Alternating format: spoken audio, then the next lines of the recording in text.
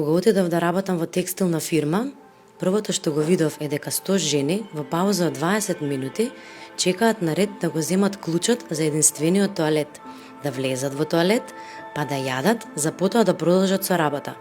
Значи, ниту дозволени 30 минути, ниту услови во тие 20 минути да ги правиш основните физиолошки потреби.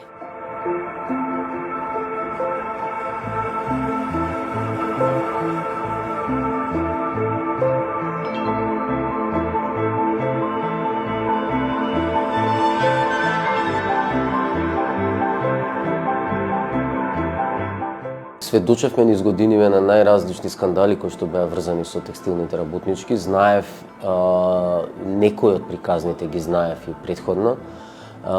Например, знаев за тоа стапчето дека постои како еден елемент со кој што се контролира кој оди во ВЦ и колку треба да остане, нели? Само едно стапче има и тој што го има стапчето може да оди во ВЦ во тој даден момент. Не знаев колку пари кошта ако се надминат тие 2 одења во ВЦ. Дознавме дека биле некои 40 денари тогаш кога почнахме да работиме.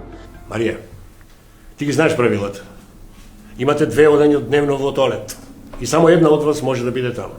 Вете ви го стапчето, организирајте се некако таму. За секој екстра одење во тоалет ќе ви одбиеме од плата по 40 денари. Тоа е. Баш ни споделуваа колку се сочувствувале, колку се расплакале, колку така имале баш на силни емоции за сето тоа. Тоа беше видливо дури на снимањето. Значи посебно кога го снимавме првото кратко филмче насловено Сања, значи имаше буквално емоции, односно реакции кои што ги снимавме меѓу работничките. Дали расплакани очи или некои тажни експресии кои што навистина беа реалност, не беше тука ништо нити глумено, ни слично. Овие филмови и приказни се важни затоа што работничките права не се специјална тема. Тие се основни човекови права. Ставени во еден ќош на невидливост, ваквите основни човекови права не смеат да останат во тој темен ќош.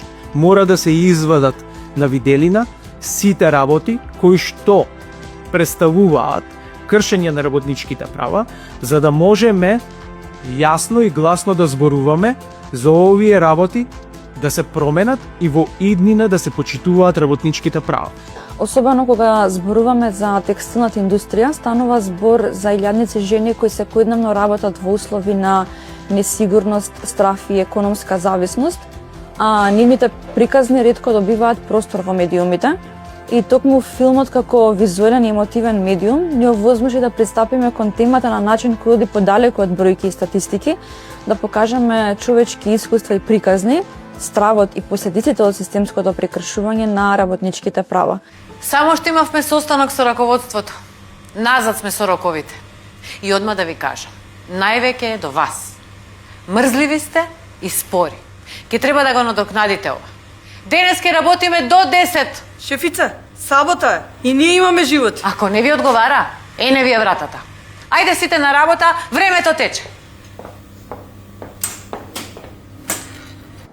Вака историски гледано, филмовите кои што се занимаваат со таа тематика, социјални филмови, филмови за работнички права, се низ историјава биле многу битни и многу значајни за целото движење, затоа што преку филмот, например, можеме да раскажуваме емотивни приказни кои ќе бидат јасни, ќе ангажираат емоциите на гледачот и ќе допрат на некој начин, ќе дојдат блиску до таа поента која што сакаме да пренесеме, а во суштина тоа е зголемена свесност за тие социјални неправди.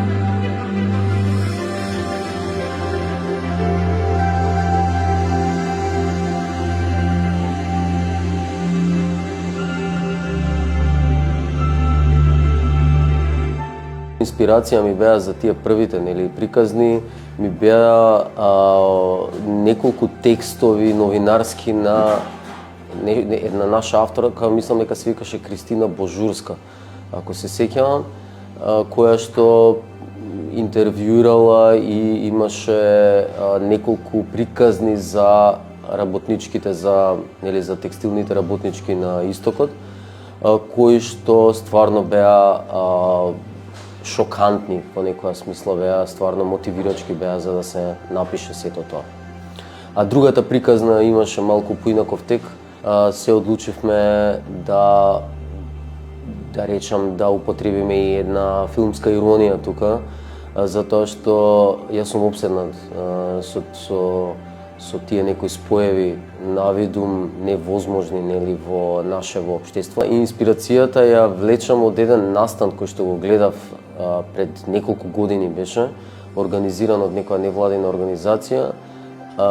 Гостуваа наши уметници во фабрикеве. Темата беше работнички права и имаа своји перформанси, некакви инсталации, уметнички концепти. И мене тоа ми изгледаше абсурдно, искрено да видам. Не сум сигурен колку им помогна тоа на работничките, мислам дека на сите им помогна, освен на работничките.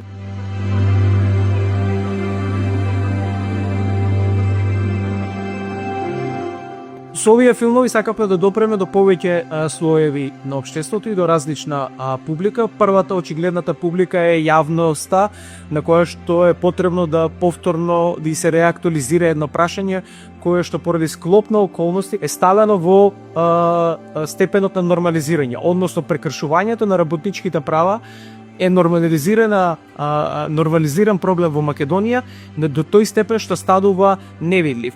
Ние со сакаме повторно да го направиме видлив проблемот на прекршувањето на работничките права кај генералната јавност. Второто на кој наменат овие филмови се институциите кои што треба поревносто да работат во заштита на работничките права и да се потсетат дека работничките права се всушност основни човекови права.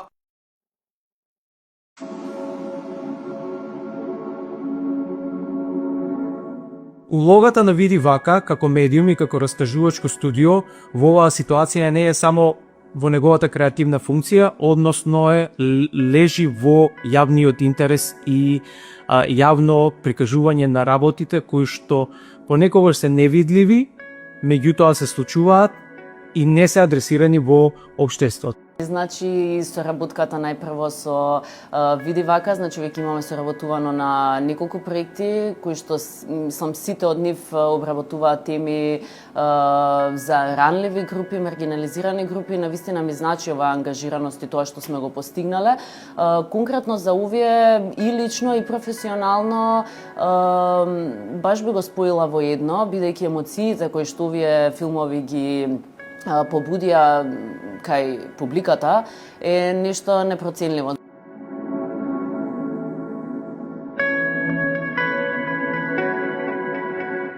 Работничките беа среќни што се дел од некаков процес кој што зборува за нивните проблеми, нели, тековни. Морам да признам за среќа тие работнички кои што играа кај нас во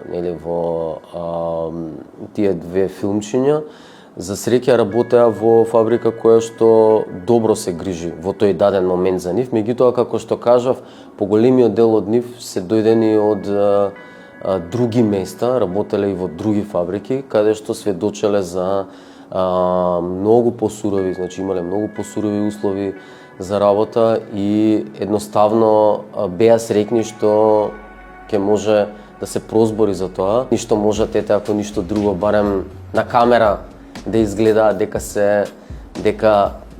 стигаат до таа правда која што им е на нив со години веќе наназад, нели, заслужена или би требало да им биде, нели, веќе сервирана. Имаше и некои интересни моменти. Шефицата која што е, нели, лошата, да кажам, негативецот во самата приказна, ми кажа дека ја сретнала некоја жена во некој од овие супермаркетиве и ја нападнала како лоша лоша шефица во фабриката и она се правдала бидејќи она е актерка, се правдала, ама не чека, јас сум актерка, не ни поверувала дека е актерка. Во процесот на подготовка, во процесот на припреми за снимање, нешто што беше и за нас, да речам, малку можеби изненадувачки, можеби до никаде очекувано, и дека ни беше проблем да најдеме локација за снимање, зашто ние требаше да снимаме нели во реални услови, во реални работилници, така да имавме за жал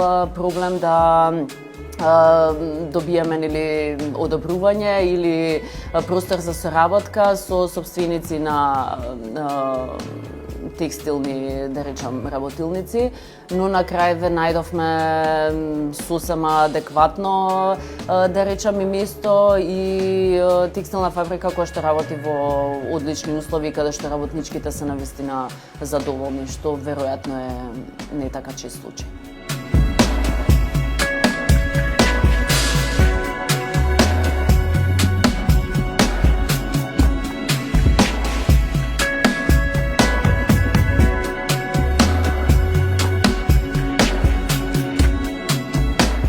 Пристигнуваа пријави за неплатени или неевидентирани прекувремени часови на работа, неисплатени плати и придонеси, прекршување на правото на боледување и одмор, како и за директни притисоци врз работничките да молчат и да не се жалат. Имаше и сведоштва за лоши и небезбедни услови за работа, особено кај жени кои работат долги смени без соодветна заштита.